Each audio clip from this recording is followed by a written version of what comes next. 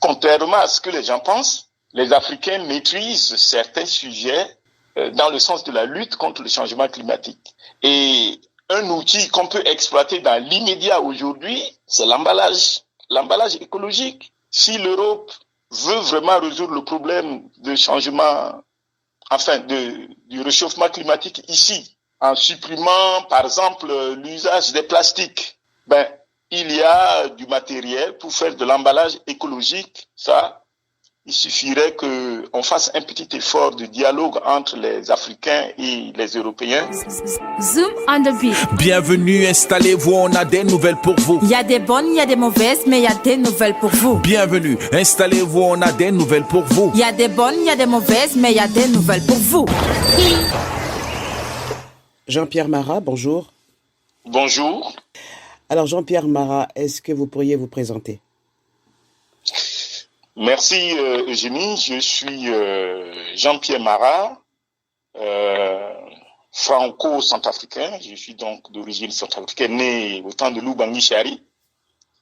Et donc j'ai, après l'école primaire au village, j'ai été étudié en Allemagne. Et puis après l'Allemagne, j'ai travaillé pour une boîte américaine, ce qui m'a fait m'installer en Europe.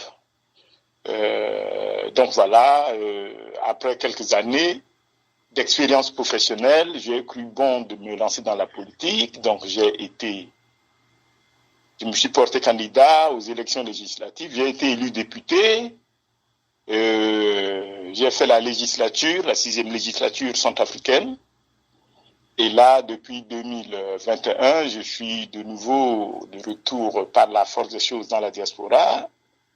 Et j'essaie d'embrasser une autre carrière qui est beaucoup plus la carrière d'ingénieur, mais beaucoup plus la culture et les arts.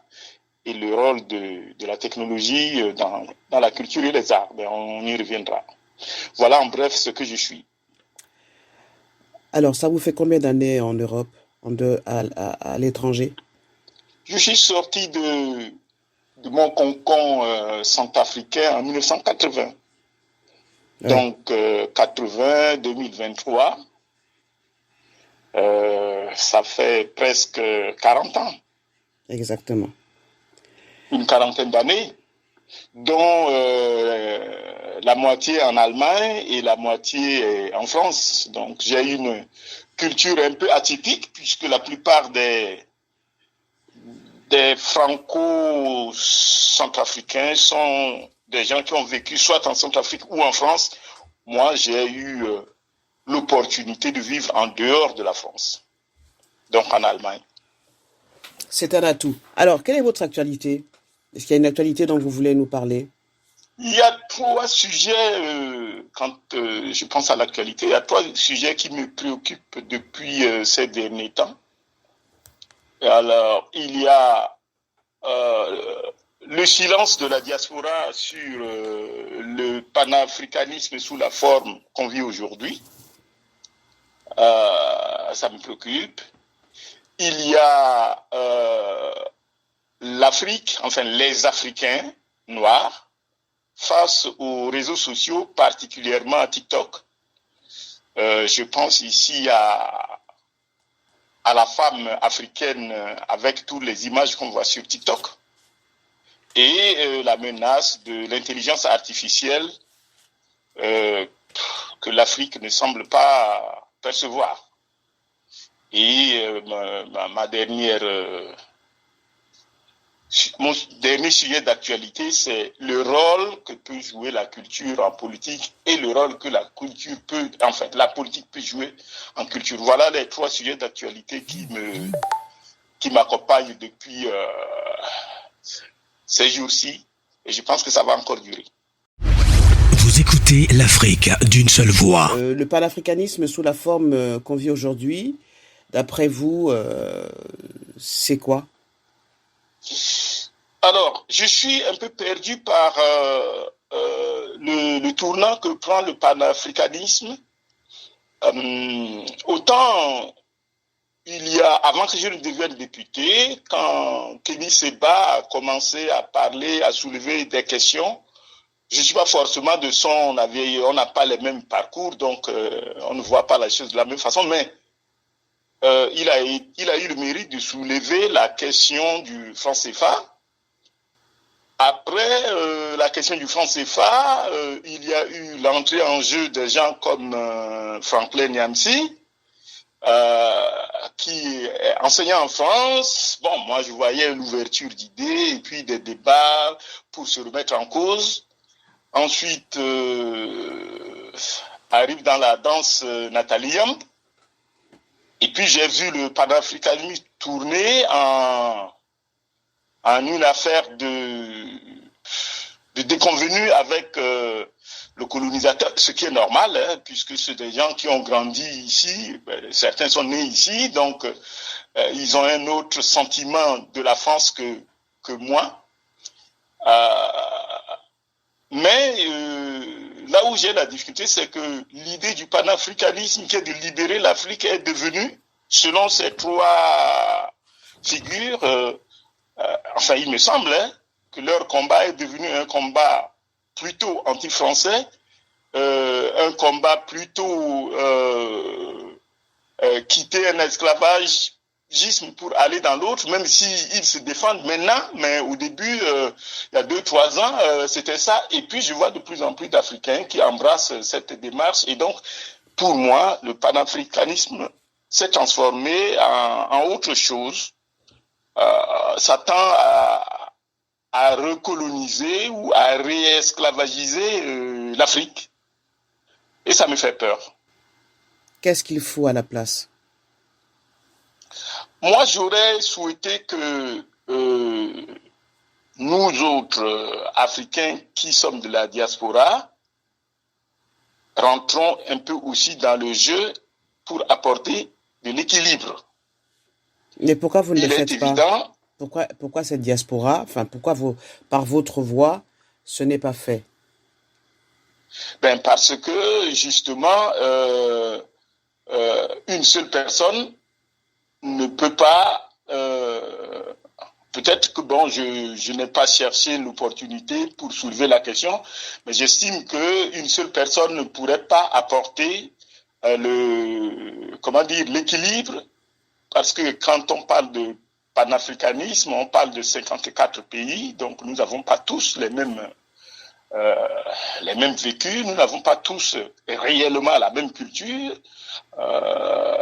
Il y a des Africains qui ont un autre parcours qui n'est pas forcément que la colonisation française, alors que le colonialisme défendu par les Nkrumah, bon, c'est vrai que ça parlait de l'émancipation de l'Afrique faite par les Africains. Donc, pour répondre à la question, oui, j'aurais souhaité trouver des groupes d'Africains qui essaient d'apporter une autre vision de la question que celle portée par la mouvance anti-coloniale, anti-française.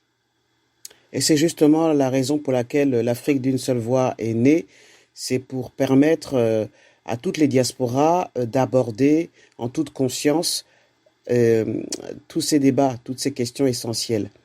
Alors, parlons de l'autre sujet, TikTok et les femmes africaines. Vous écoutez l'Afrique d'une seule voix.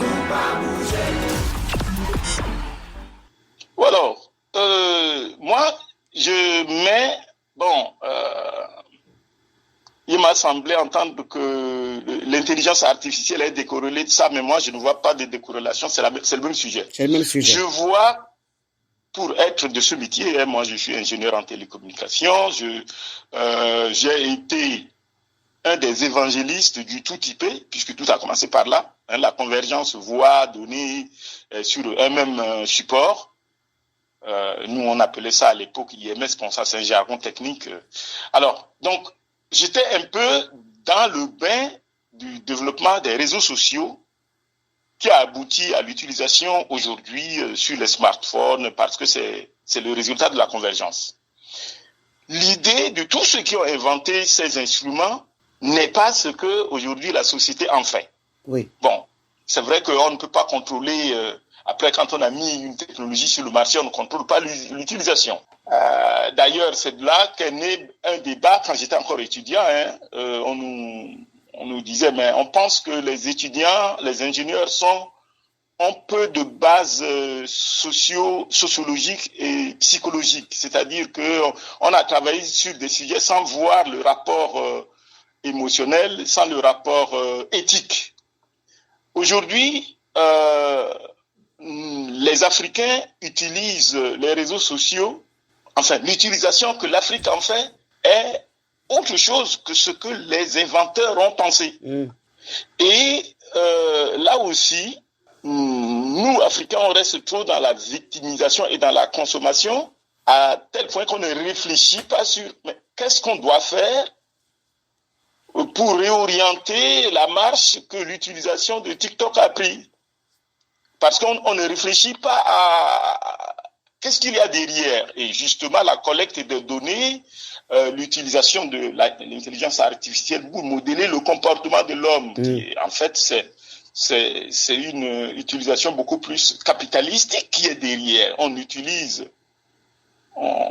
récolte le comportement des gens pour leur vendre un peu plus de produits. Et aujourd'hui, ça a pris des proportions où c'est devenu l'outil pour modeler les gens. On nous suit partout. Vous avez votre portable, vous allez par-ci, une semaine après, on vous dit « Ah, mais vous étiez là, vous étiez là, vous étiez là ». Je me rappelle très bien qu'à l'époque de l'IMS, à l'introduction, et je rappelle que c'était une boîte américaine, on avait déjà peur. On se disait « Ouh là là !» Mais le fait d'avoir le tout sur IP, ça risque d'avoir... Et nous sommes en plein dedans. Et l'Afrique est plongée et personne ne réfléchit aux conséquences. Je dis ça, j'ai parlé des femmes, mais il y a aussi des intellectuels africains. Il est en train de manger, il fait une photo, il met sur Facebook. Il est en train de fêter l'anniversaire de son enfant, ou bien on est en train de remplacer la couche de son enfant. Ah, mon enfant, là, on met sur Facebook. Et ça fait peur, puisque les gens ne réfléchissent pas aux conséquences.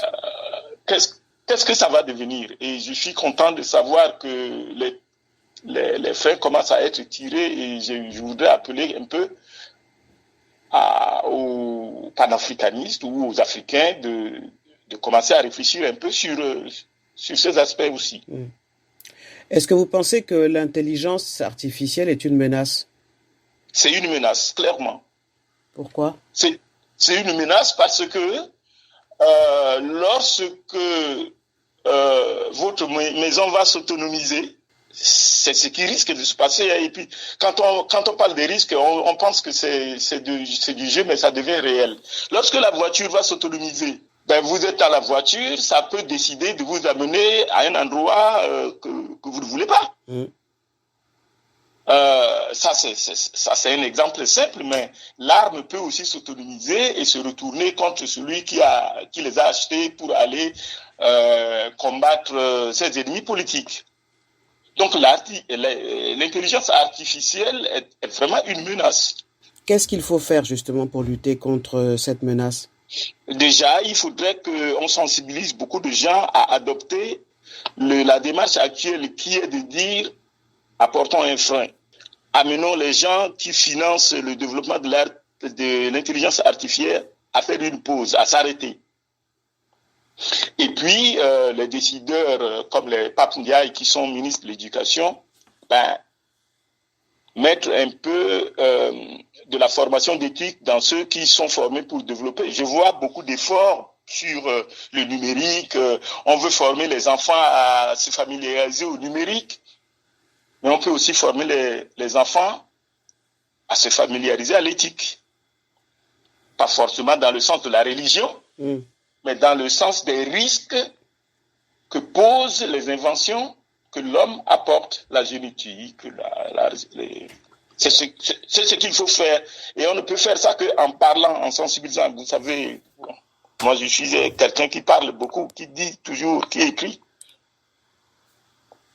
Donc on ne peut que faire ça, faire prendre conscience des risques en énumérant ce qui est risqué pour chaque individu. On passe au dernier sujet les sujets d'actualité qui vous interpellent, c'est le rôle que peut jouer la politique et la culture.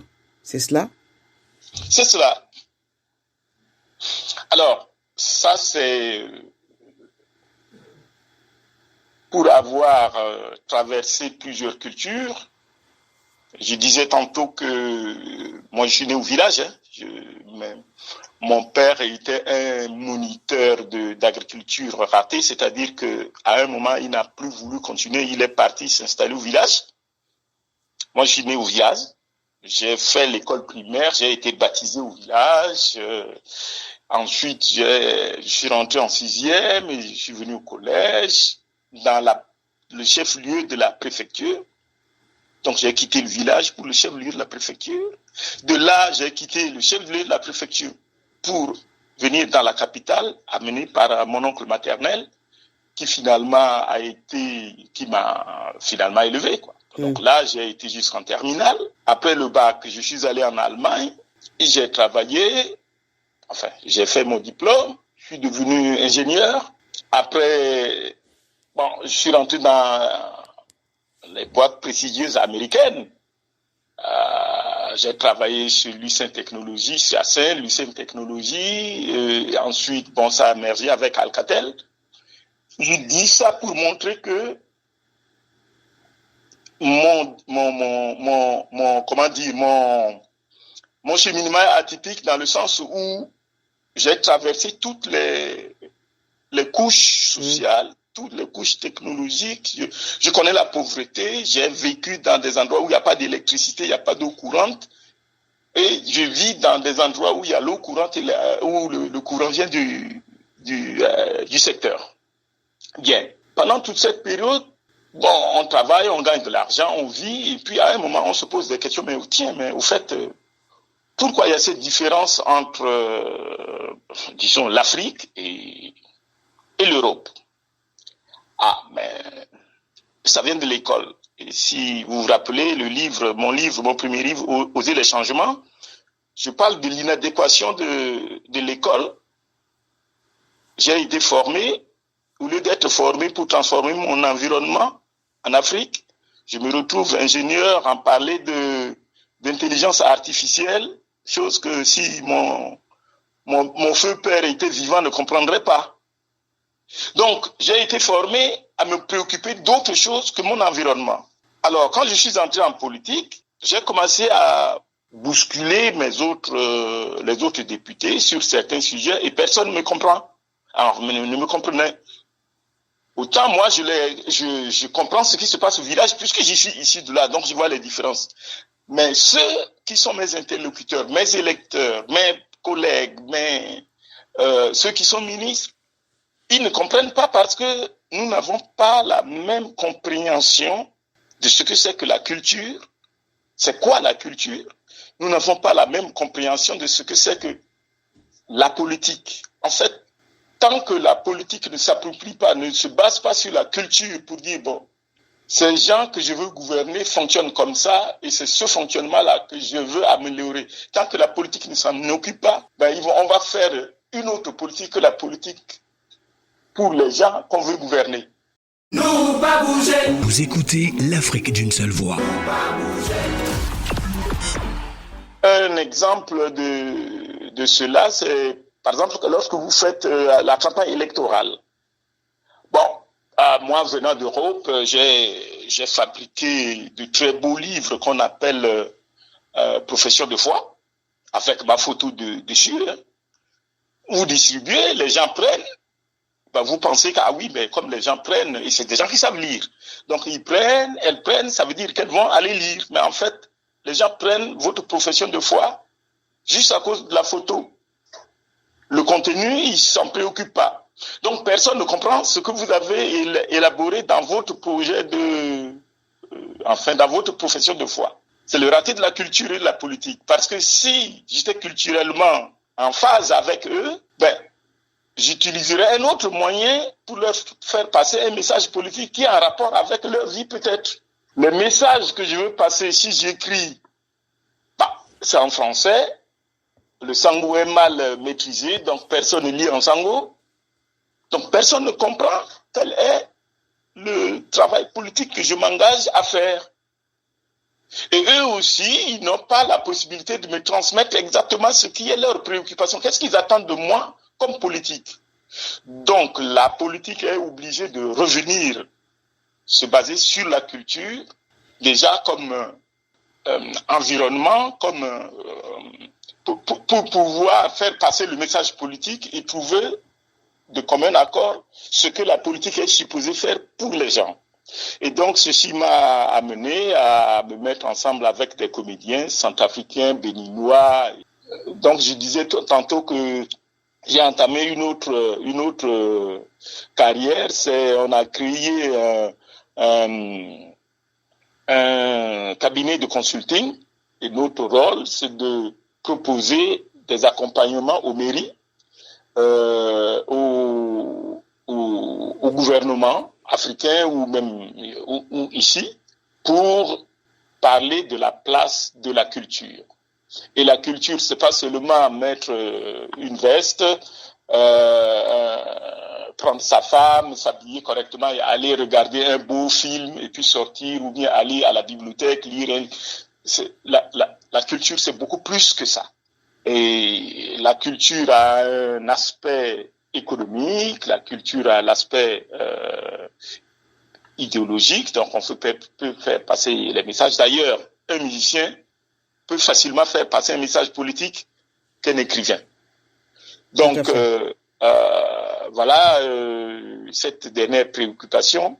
Et je finirai par évoquer pas le choc, mais l'éveil. Une action posée ici en France, c'est-à-dire la restitution des biens culturels aux pays africains. Bon, je vais prendre particulièrement l'exemple du Bénin. Aujourd'hui, peu d'Africains de la diaspora savent réellement l'impact que le retour des objets culturels a déclenché au Bénin. Et aujourd'hui, au Bénin, il y a une démarche qui est de restaurer. Bon, ils n'ont pas de musée. Centrafrique n'a pas de musée, on n'a pas de bibliothèque nationale. Mais ils ont décidé, par exemple, de restaurer les anciens sites royaux, puisque au Bénin, il y a beaucoup de sites d'anciens rois, et faire de cela les musées pour valoriser les objets d'art. Les gens se sont rendus compte que leur statuette, ça a une valeur. Leurs tableaux, les objets d'art qui ont été apportés, ça avait donc une valeur. Et donc, il y a une prise de conscience culturelle, ce qui amène les gens à réfléchir. Donc, nous sommes capables de fabriquer des objets d'art, de fabriquer des choses en or, de fabriquer des... Vous voyez, en Centrafrique, nous produisions du diamant. Il n'y a pas un seul musée où vous allez trouver un homme de l'histoire centrafricaine avec les yeux en diamant ou bien en or, ou bien... Il n'y en a pas. Et donc... voilà, c'est la nouvelle orientation. Je pense que je vais encore m'investir un peu plus à la promotion de l'art et de la culture à travers les médias pour les pays qui ne sont pas à culture écrite. C'est quoi? C'est la radio comme la vôtre. Donc, il faut accompagner les communes, les mairies à créer des radios. Bon, ça ne va pas être des radios par Internet comme chez vous, mais on trouvera bien une solution technique. Voilà ce que moi je vois comme un rôle interactif entre la culture, la politique et les arts. Vous écoutez l'Afrique d'une seule voix. Quelle est selon vous la recette pour réussir à l'étranger quand on vient d'un continent décrié comme l'Afrique? Alors, est-ce qu'il y a une recette? Je ne sais pas. Bon, si je me base sur ma propre expérience, je vais être franc pour dire qu'il n'y a eu que des concours de circonstances. La recette a été celle de valoriser ces concours de circonstances. Quel a été le concours de circonstances pour moi? Et bien pour beaucoup de jeunes Africains de ma génération. Je ne parle pas de ceux qui sont fils d'eux et qu'on pousse pour venir étudier. Il y a vraiment de jeunes Africains qui se battent du fond de village. Aujourd'hui, peut-être ils étaient par la mer, mais à mon époque, on voulait être meilleur à l'école pour obtenir bourse et sortir apprendre. On allait à l'école pour apprendre. Malheureusement, l'école ne nous apprenait pas ce qui nous était propre, mais nous apprenait autre chose. Et donc, moi, je suis polyglotte, je parle 3 langues. Je parle couramment l'anglais, le français et l'allemand.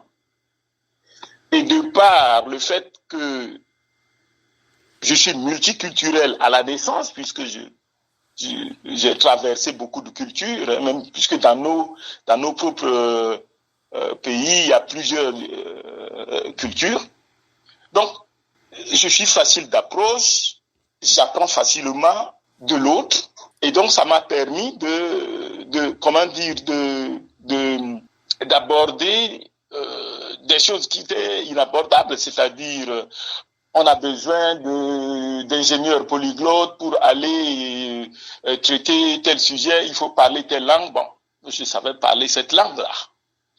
Donc, je dis que c'est un concours de circonstances parce que c'est justement parce que j'ai appris à parler cette langue, je m'étais intéressé à cette culture c'est ça qui m'a permis d'aborder facilement ces challenges. Maintenant, là où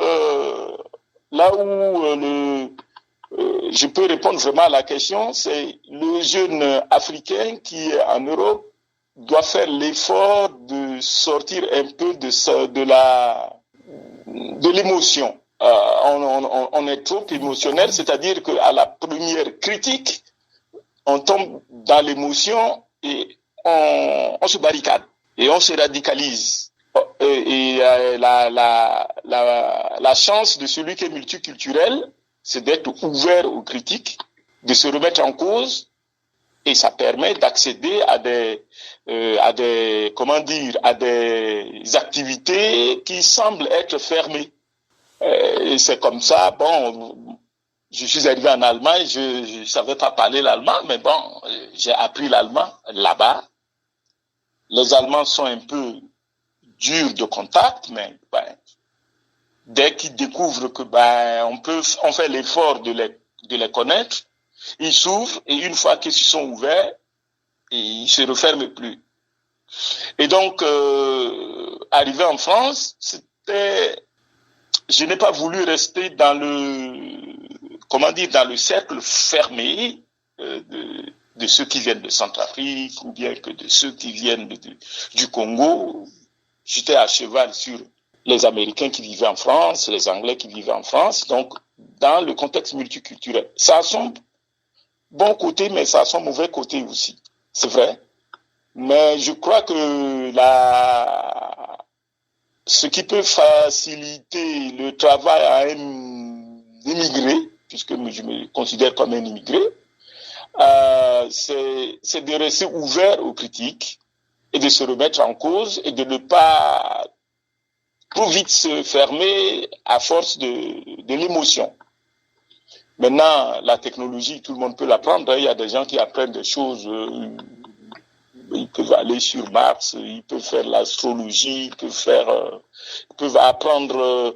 C'est la remise en cause de soi et le fait de combler les manquements. Ce qu'on n'a pas eu à l'école, on le reçoit à travers la confrontation avec les autres. Bon, je ne parle pas ici de confrontation armée ou bien confrontation brutale. Bon, je ne sais pas si ça répond vraiment à la question telle que c'est posée. Confrontation des idées. Je crois que pour réussir à l'extérieur, pour quelqu'un qui vient d'Afrique, pour réussir, il n'y a pas mieux que d'être ouvert, de rester ouvert aux critiques et de se remettre toujours en cause pour comprendre. Mais ça fonctionne comment? Je sais qu'il y a beaucoup d'Africains qui vivent en France. La France, ils la connaissent de la télé, mais ils se confrontent pas aux autres qui sont venus d'ailleurs. Oui. Nous pas bouger. Vous écoutez l'Afrique d'une seule voix. Jean-Pierre Marat, alors je rappelle que cette émission est faite avec le concours du partenariat eurafricain qui a l'ambition d'organiser un colloque avec les diasporas africaines de France sur des sujets variés. Selon vous, quel est le sujet s'il y avait un sujet qui devait être abordé à l'occasion de ce colloque, ce serait lequel? Alors, là aussi, vraiment, je suis très comblé aujourd'hui, comme à l'époque quand vous m'interviewez sur mon livre, et vous avez été le premier à me mettre sur le plateau. C'est toutes ces questions, vraiment, ça me va, toutes ces questions me vont droit au cœur. Un colloque euro-africain est vraiment bienvenu dans la situation actuelle de l'Afrique. Je parlerai beaucoup plus de l'Afrique, puisque je vois aussi les difficultés qu'il y a en Afrique du Sud. Mais bon, je parlerai beaucoup plus de l'Afrique francophone. Un colloque euro-africain est important pour, à mon avis, partager plusieurs questions. Mais moi, je vois aujourd'hui qu'est-ce que on doit faire, nous, euro-africains, à base de l'échec qui a conduit l'Afrique à la situation où elle est aujourd'hui. Donc, les responsabilités sont partagées, je tiens à insister dessus. Donc, dans un tel colloque, je pense que ce serait mieux qu'on aborde réellement les questions des responsabilités partagées. Ça, c'est au niveau de la politique. Maintenant, d'un point de vue purement apport que l'Afrique peut donner à l'Europe, parce qu'on a toujours tendance à croire que c'est l'Europe qui donne toujours à l'Afrique. Aujourd'hui, il y a un sujet sur lequel on parle peu, c'est comment est-ce que l'Afrique peut apporter son savoir-faire dans la lutte contre le changement climatique. Contrairement à ce que les gens pensent, les Africains maîtrisent certains sujets dans le sens de la lutte contre le changement climatique. Et un outil qu'on peut exploiter dans l'immédiat aujourd'hui, c'est l'emballage écologique. Si l'Europe veut vraiment résoudre le problème de changement, du réchauffement climatique ici, en supprimant, par exemple, l'usage des plastiques, il y a du matériel pour faire de l'emballage écologique. Ça, il suffirait qu'on fasse un petit effort de dialogue entre les Africains et les Européens. On trouvera une solution. Donc, ça, c'est les deux sujets qui me viennent comme ça à l'idée. Mais le sujet central, c'est qu'est-ce que nous devons faire aujourd'hui pour casser ce sentiment anti-français qui s'est, renforcé avec les clivages qui renaissent, le clivage Russie et Amérique, dont nous sommes peut-être victimes, mais aussi un peu acteurs, à cause justement de l'incompréhension propagée par certains panafricanistes. Voilà les trois sujets que d'emblée comme ça je proposerais, c'est-à-dire comment est-ce qu'on peut recadrer cette perdition dans le partenariat Europe et l'Afrique. Vous voyez, quelque chose comme l'immigration clandestine, on peut lutter contre ça d'une autre manière que les luttes mises en place, même si c'est entretenu, mais il y a des choses qu'on peut faire pour limiter l'immigration clandestine.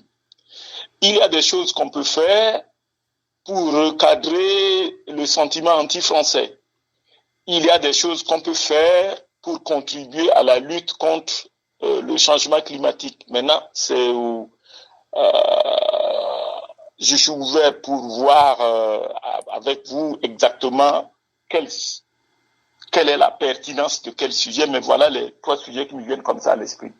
Jean-Pierre Marat, je vous remercie infiniment d'avoir répondu à mes questions. C'est moi qui remercie la radio et ses auditeurs. À très bientôt. À bientôt, au revoir. Une chose est sûre, informer comme migrer est un droit. Mais être bien informé est essentiel pour faire les bons choix avant de bouger. Que ce soit dans nos pays ou vers l'Europe, peu importe. Les jeunes Africains, hommes et femmes, ont le droit d'accéder à une information crédible sur la migration. Tout comme les médias et les journalistes africains doivent être soutenus. Dans certains cas protégés lorsque la vérité dérange, pour mieux informer la jeunesse africaine sur les défis et les opportunités qui s'offrent à eux dans la migration.